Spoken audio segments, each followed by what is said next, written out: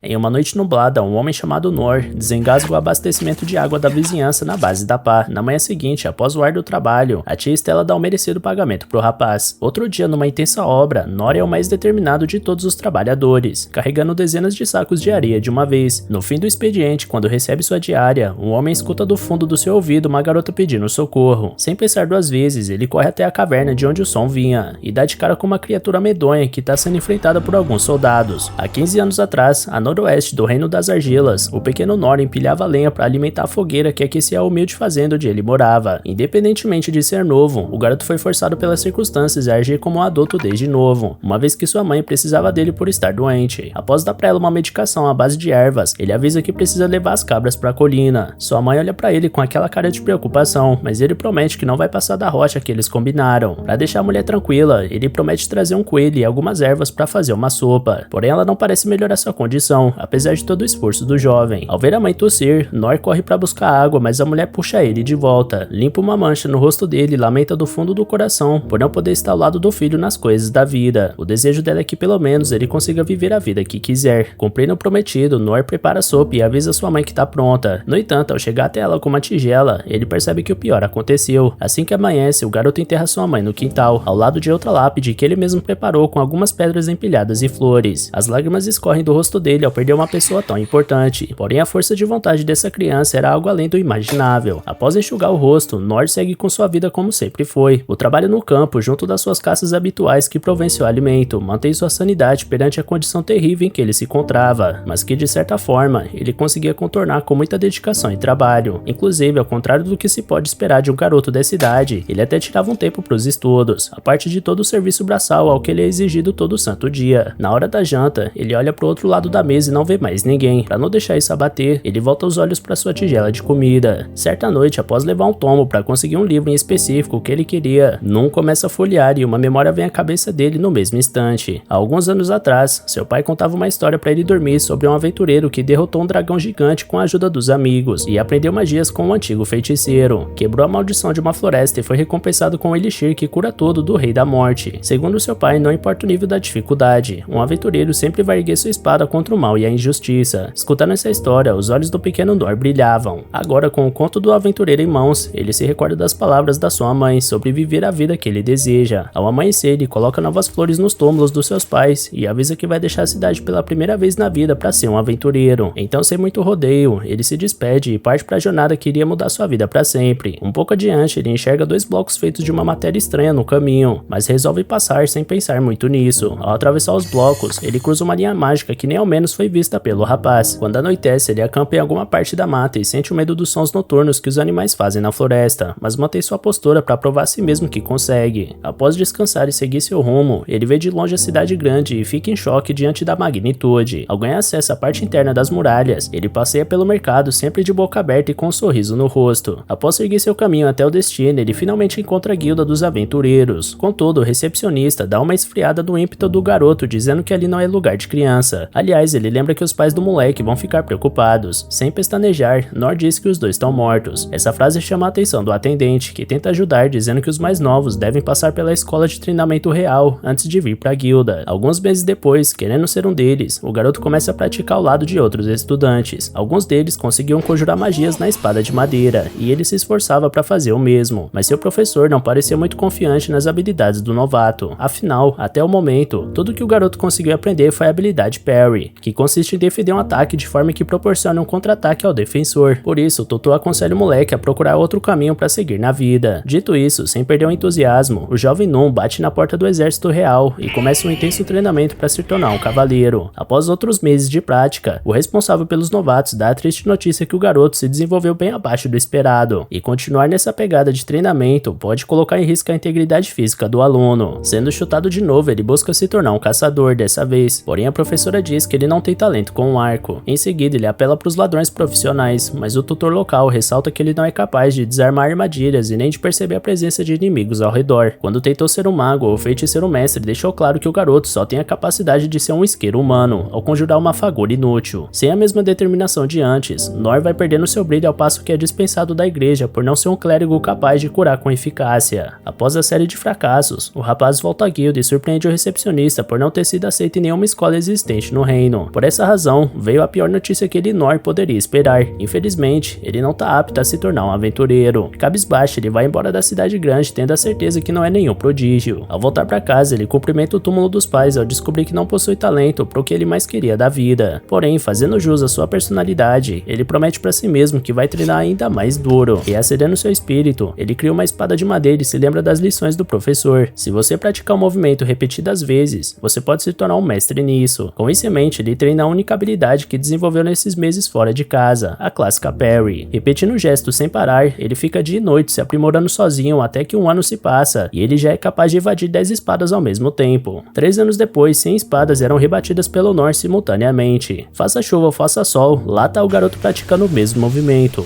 Em uma noite de treino, ele sente uma estranha aura saindo da sua mão e isso faz ele se dedicar ainda mais. Com 14 anos passados, Nor era capaz de rebater 1000 espadas de madeira. Ainda assim, ele não sabia nenhuma habilidade fora essa, e a maturidade mental que vem com a idade faz esse fato pesar cada vez mais. Seja como for, em alguma manhã qualquer, ele vai até seus pais e anuncia que essa é sua última tentativa de viver o sonho. Chegando na guilda dos aventureiros, a nova recepcionista dá uma olhada no histórico do rapaz e suas habilidades aprendidas, o que fez ela recomendar de novo a escola para iniciantes.